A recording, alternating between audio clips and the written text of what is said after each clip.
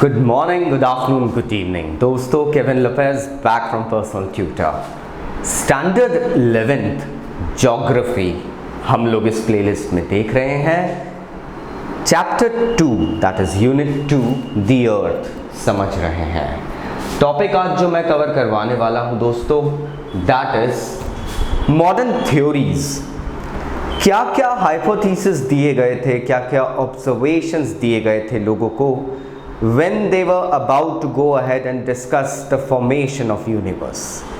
ये ब्रह्मांड किस तरीके से बना, क्या रीज़न था कि एक्सपांशन इतना वाइड हुआ. सबसे पहले और सबसे वेल अडेप्टेड थ्योरी जो है that is the big bang theory. Big bang theory ये कहती है that our universe is an expanding universe. So this is a hypothesis that is basically called expanding universe hypothesis.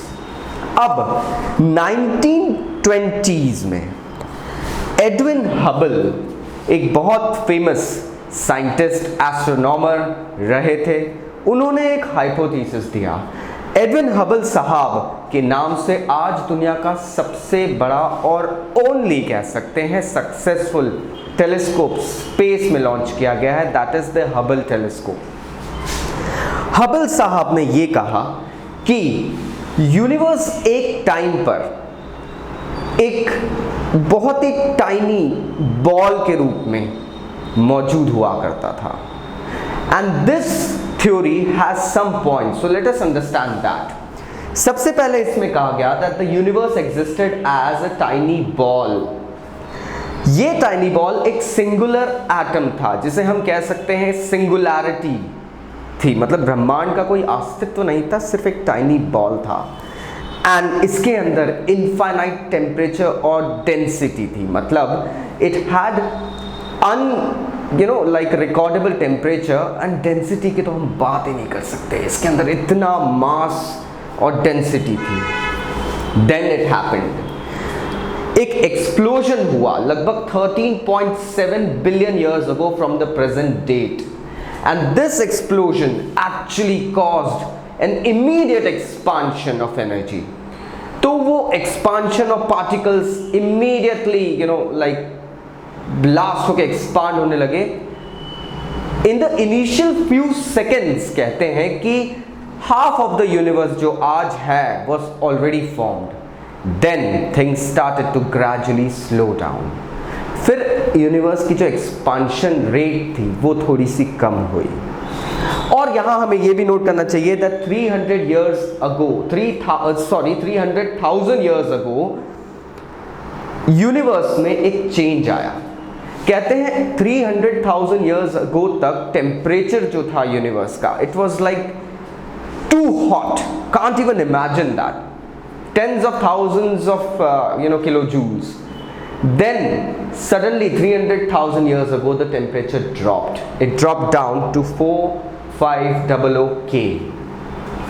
4500 kilojoules तक उसका temperature गिरता है and atomic matter form होते हैं, क्योंकि इसके ऊपर एटॉमिक मैटर फॉर्म नहीं हो सकते हैं. दोस्तों, बहुत इंपॉर्टेंट बात है जानने के लिए. हमारा एग्जिस्टेंस, हमारे प्लैनेट का एग्जिस्टेंस, हमारे सोलर सिस्टम का एग्जिस्टेंस, हमारे स्टार्स का एग्जिस्टेंस डिपेंड करता है टेम्परेचर पे भी. एक टेम्परेचर हद से ज़्यादा जब हो जाता है तो कोई सी भी चीज़ उस पर एग्जिस्ट नहीं कर पाती.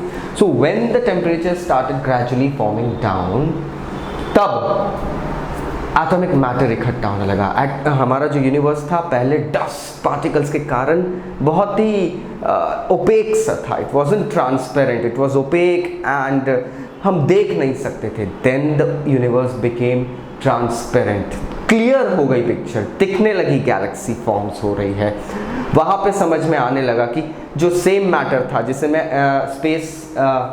स्पेस जिसे हम कह सकते हैं जॉइनिंग जो रहता है, एक मैटर रहता है, सेम सब्सटेंसेस मिल जाते हैं. मेरे प्रीवियस वीडियोस में आप देखेंगे एक क्वालिटी होती है जिसे एक तरीके से हम लोग कह सकते हैं like matters they go ahead and attract to each other and then वहाँ पे वेल्डिंग हो जाती है. तो स्पेस वेल्डिंग होने लगी थी. सो ये वो टाइम था.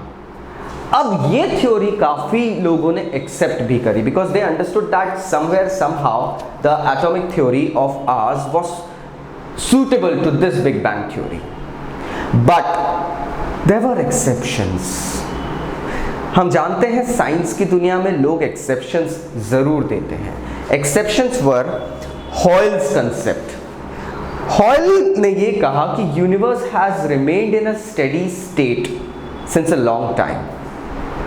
क्योंकि अगर बिग बैंग थ्योरी को अगर हम प्रैक्टिकली एक एग्जाम्पल के रूप में देखें दोस्तों, तो एक बलून का एग्जाम्पल हम ले सकते हैं. आप बलून पे, एक डिफ्लेटेड बलून पे जिसमें हवा नहीं भरी गई है, आप अलग अलग डॉट्स लगा दीजिए and then pump air into that balloon. जैसे जैसे बलून एक्सपांड होगा वैसे वैसे वो डॉट्स एक दूसरे से दूर होते जाएंगे. लेकिन एक और खूबी होती है दोस्तों, अगर डॉट्स दूर होते जाते हैं तो डॉट्स बड़े भी होते जाते हैं क्योंकि वो सरफेस एरिया फैलते जाता है. तो इस थ्योरी को यहाँ पे काटने के लिए कहा गया अगर यूनिवर्स एक्सपांड हो रहा है तो गैलेक्सीज भी एक्सपांड हो रही होगी. But no, that is not happening. So यहाँ पे ये बताया गया कि यूनिवर्स हमेशा से एक स्टेडी स्टेट में ही रहा गया है. ये हॉयल कहते हैं. अब साइंस की दुनिया में लोग तर्क वितर्क जरूर करते हैं, लेकिन majority of the scientist fraternity today goes ahead and takes side with the argument that Edwin Hubble had given. आशा करता हूँ ये टॉपिक अब आपको क्लियर हुआ होगा. फिर भी अगर कोई डाउट है नीचे कमेंट बॉक्स से कमेंट करना मत भूलेगा. This is me Kevin Lopez signing off. Please stay home, stay safe, take care. और एक और चीज़ बताना चाहूँगा आप लोगों को, हम लोगों ने 1-on-1 ऑनलाइन क्लासेस शुरू करी है आप लोगों के लिए. We have successfully been taking classes in various states. So if you are interested, please go ahead and contact us at the numbers given below. Take care. Bye-bye.